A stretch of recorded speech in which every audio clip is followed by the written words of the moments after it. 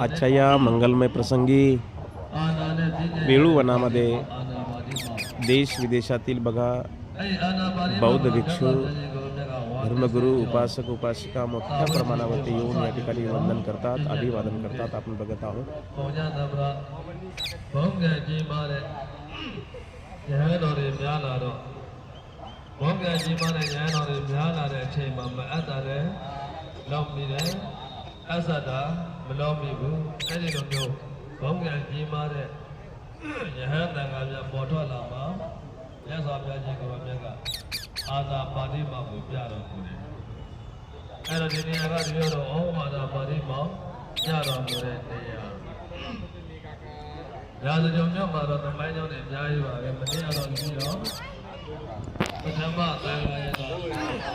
अशा पद्धतीने आज आपण वेळूवनामध्ये आलेलो आहोत. देश विदेशातील बौद्ध भिक्षू, बौद्ध धर्मगुरू आणि उपासक उपासिका मोठ्या प्रमाणावरती येतात. हा संपूर्ण परिसर आपण बघत आहोत.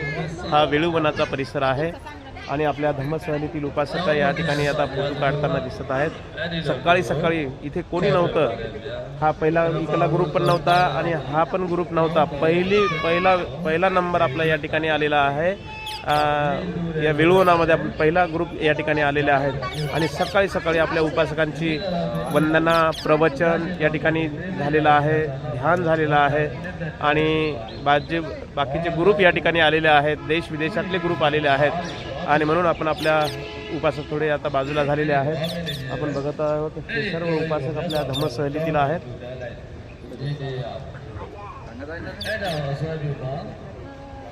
अशा पद्धतीने या ठिकाणी वेगवेगळे ग्रुप आलेले आहेत. देश विदेशातील बौद्ध भिक्षू या ठिकाणी मोठ्या प्रमाणावरती येत असतात. हे बघा या ठिकाणी हा दुसरा एक ग्रुप आहे. अशा पद्धतीने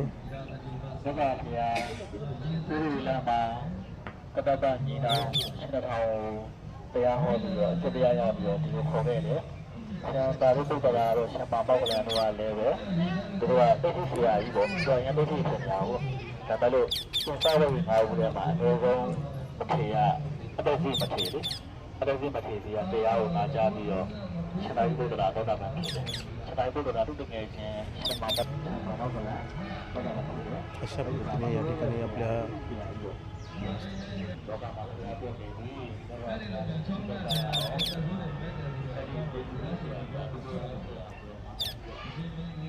अशा पद्धतीने देश विदेशातील बौद्ध भिक्षू, धर्मगुरू या ठिकाणी वेळूवनामध्ये येऊन ध्यान करतात, वंदन करतात.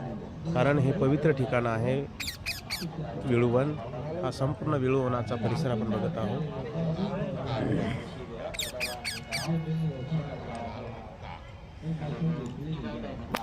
अशा पद्धतीने आपण बघत आहोत. हा ग्रुप आहे बाहेरच्या देशातले आलेले आहेत भिक्षू संघ आणि इकडे एक ग्रुप आहे. अशा पद्धतीने पाठीमागे एक ग्रुप आहे आणि हा संपूर्ण परिसर आपण बघत आहोत वेळूवनाचा. माझ्या पाठीमागे बघत आहात इकडे एक तलाव आहे. या तलावामध्ये खूप छान भरपूर पाणी आहे. त्यामध्ये बदक आहेत, मासे पण आहेत आणि हा संपूर्ण परिसर आपण बघत आहोत वेळूवनाचा परिसर.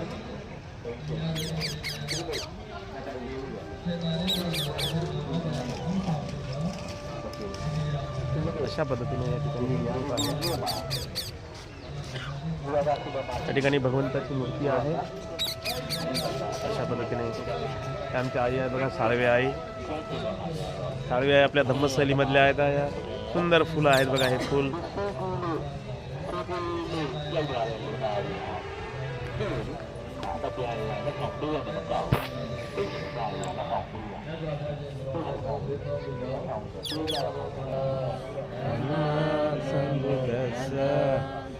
नमो तस्स भगवतो अरहतो सम्मा सम्बुद्धस्स.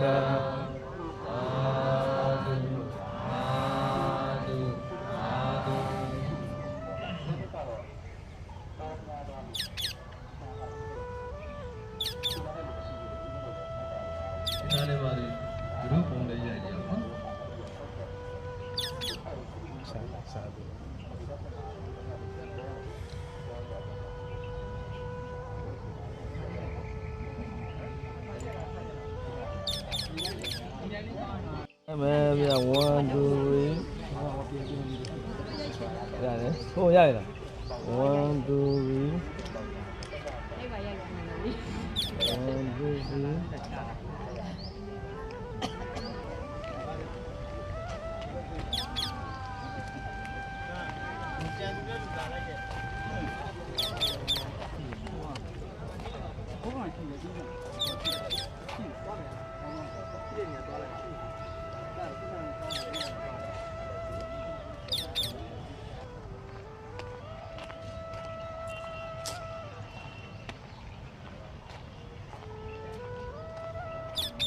अशा पद्धतीने हा संपूर्ण परिसर आपण बघत आहोत वेळूवनाचा.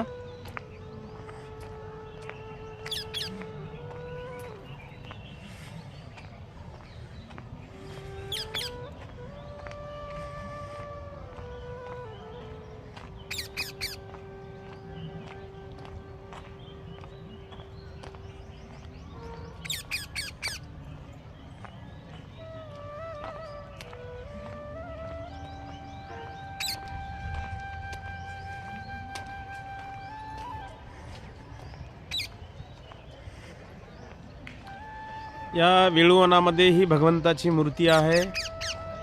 भव्य दिव्य तथागतांची ही मूर्ती. या मूर्तीला आपले धम्मसहलीतील उपासक या ठिकाणी वंदन करताना दिसत आहेत.